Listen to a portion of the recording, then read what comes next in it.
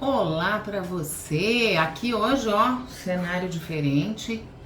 Tô aqui no escritório, no consultório, onde eu atendo online, para a gente conversar sobre o livro do Irving Yalom, Carrasco do Amor e outras histórias sobre psicoterapia. Tem uma coisa interessante, eu comecei a ler esse livro num Dia dos Pais. Ele em 2013. Eu comprei ele em maio e comecei a ler em agosto de 2013. E enquanto eu esperava, eu fui mais cedo para reservar a mesa. Enquanto eu esperava, né, meu pai chegar e meus irmãos, eu comecei a ler o livro. E foi bom eles terem demorado, porque eu rendi bastante. E me encantei já na parte introdutória do livro do Irving Yalom, que é um autor existencialista, né, digamos assim, identificado.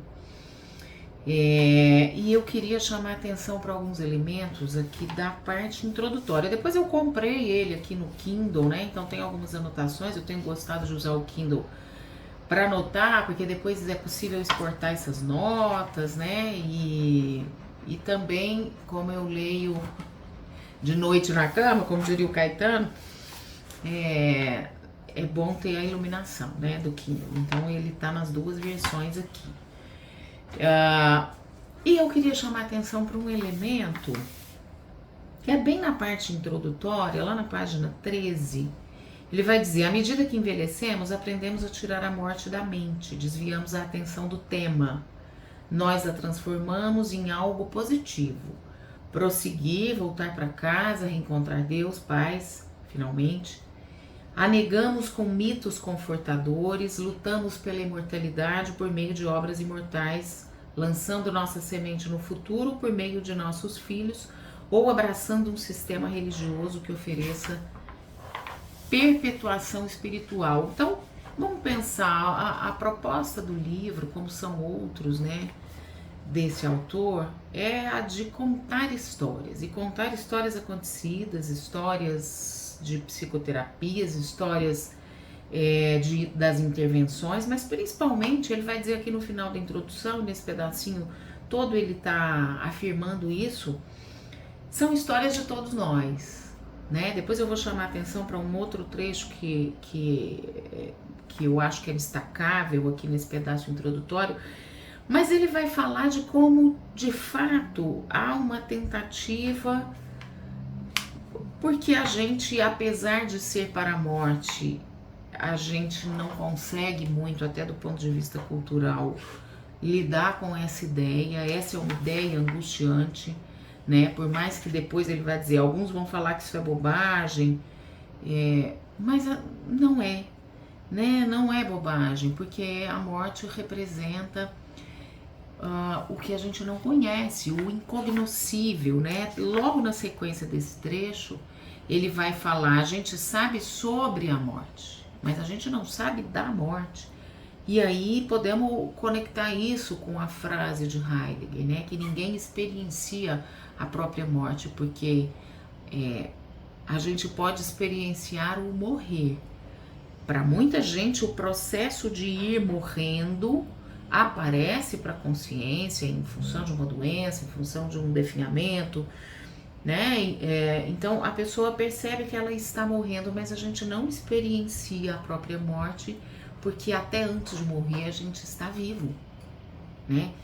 Então é interessante como o Yalom vai nos apresentar isso e como ele retoma esse assunto ao longo de alguns capítulos, esse assunto sobre a morte, sobre como a gente tenta a permanência, como apesar de sermos para a morte, como diz Heidegger, é difícil lidar com essa ideia, especialmente porque a morte é o que não se conhece, né? A morte talvez seja aí o profundo abismo, talvez seja o momento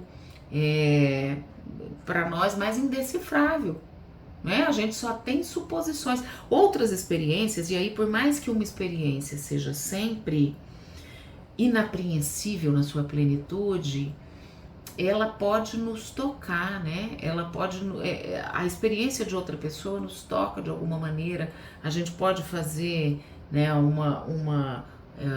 um movimento empático, uma representação daquilo que aconteceu com a outra pessoa, mas ninguém conta sobre a própria morte. Então essa é uma experiência sempre suposta. E talvez por isso, né, como o ser humano é um ser de consciência e muitas das coisas, o próprio Yalom vai dizer aqui mais no final da introdução, as coisas vão nos aparecendo à consciência e essa é a ilusão de controle que a gente constrói, né? A ilusão de controle que a gente constrói tem a ver com ser consciente das coisas. E ser consciente significa, de alguma maneira, conhecer, inclusive do ponto de vista cognitivo, da experiência indescritível e inapreensível também, é lógico, mas do ponto de vista cognitivo, reflexivo, né, as coisas também aparecem à nossa consciência. E a morte, no entanto, não. Pelo menos não a nossa própria. Então é uma experiência que a gente não conseguiria descrever. A gente pode ver acontecendo no outro, a gente pode ter um outro que descreve o processo de morrer, mas a morte em si é o incognoscível, né? Manuel Bandeira vai chamá-la de a indesejada das gentes, embora em algum momento, num outro poema, né, que chama Momento num Café, ele vai falar sobre o respeito à morte, sobre o homem que vê um cortejo e tira o seu chapéu em reverência. Então a morte causa isso tudo. E essas experiências que o Yalom descreve, apesar da gente tocar na questão da morte, apesar dele falar disso, da necessidade de apegar-se à permanência, à perpetuação, são histórias que vão falar de morte e de vida, e de potência.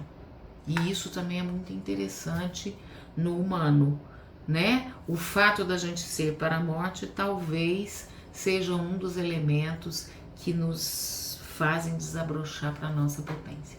Tem mais coisa aqui que eu quero destacar na introdução e, portanto, fica com a gente. Se você gostou, curte, por favor, compartilha com quem você acha que também pode gostar e assim a gente vai chegando mais longe. Um beijo. Obrigada. Satisfação pelo clique, fake, a vontade critique, não é tão só com repeat. Tamo aguardando o convite.